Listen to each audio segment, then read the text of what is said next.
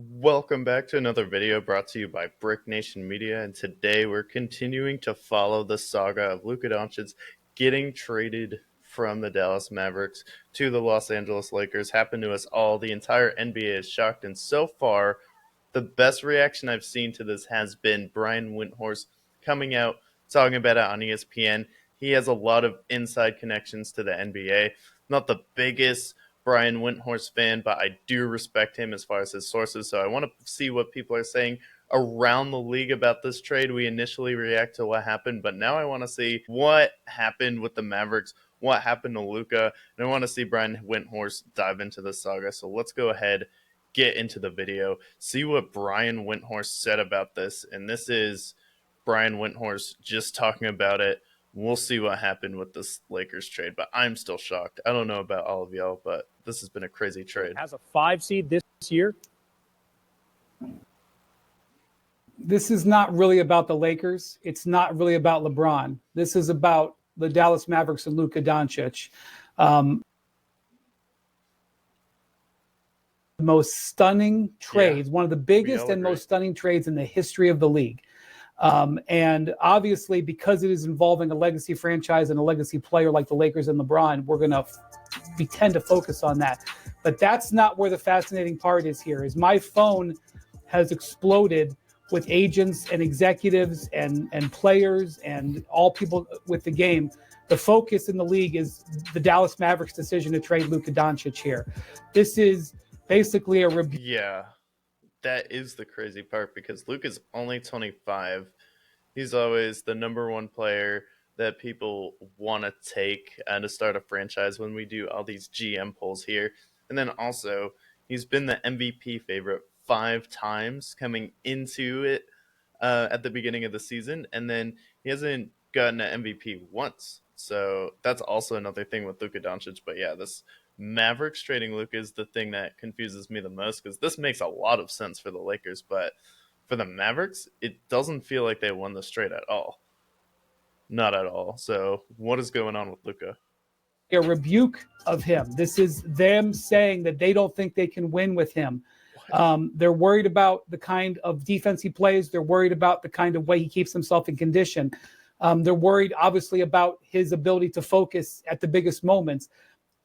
As you know, Phil, I have felt this way about Luka before, but I have always felt he would get past it. I would felt that there would be part of his story. He is 25 years old and he has already qualified for the Supermax, which he was eligible to sign this year. There was no way he wasn't going to sign that contract. He was going to be committed to the Dallas Mavericks. This was a player who was locked in. It was going to be a question of, could he win 2 or 3 MVPs? Could he win 1 or multiple championships?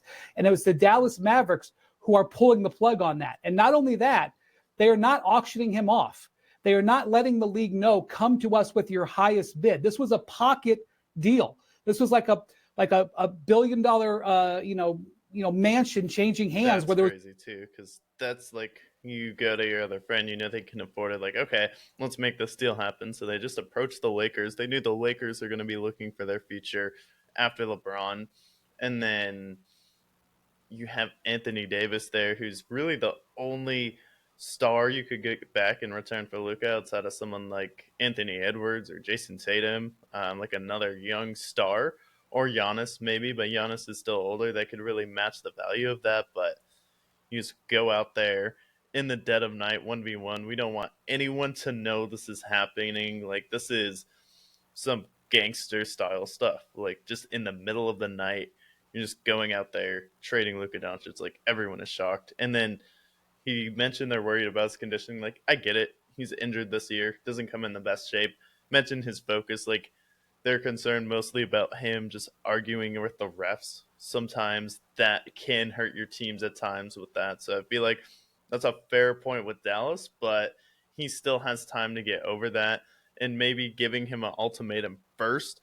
But the fact that he didn't know about this trade, LeBron didn't find out until after the game, Anthony Davis was just shook up about it, and they kept it this much under wraps, and now everyone is kind of talking about the NBA again, and Adam Silver's like, how do I fix ratings? Well, how about I have Luka Doncic get traded to the Lakers, and then I have the Lakers and Celtics in the finals with Luka and Jason Tatum having a trilogy there. So I don't know.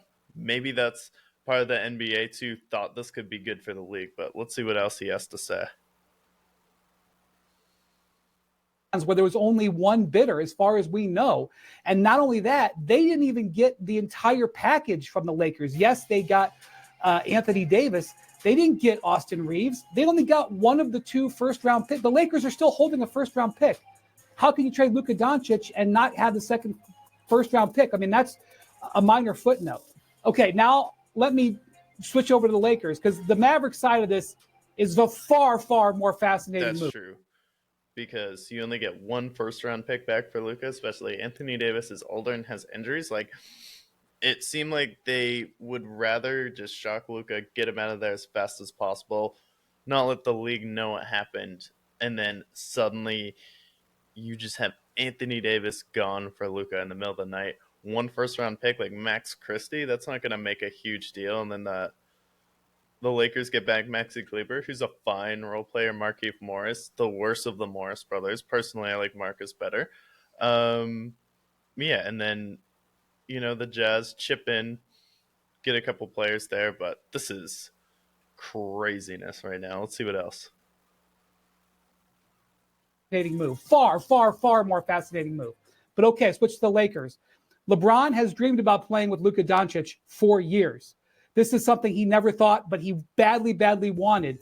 When Luka was deciding where he was going to go within Nike, LeBron pressed him very hard to come to his shoe brand within Nike. He ended up going with the Jordan brand, but he was trying to recruit him then. He saw a vision of the 2 of them playing together. A couple of years ago, Kyrie Irving tried to get LeBron to figure out a way to get to Dallas. And LeBron said, no, Kyrie, come to LA.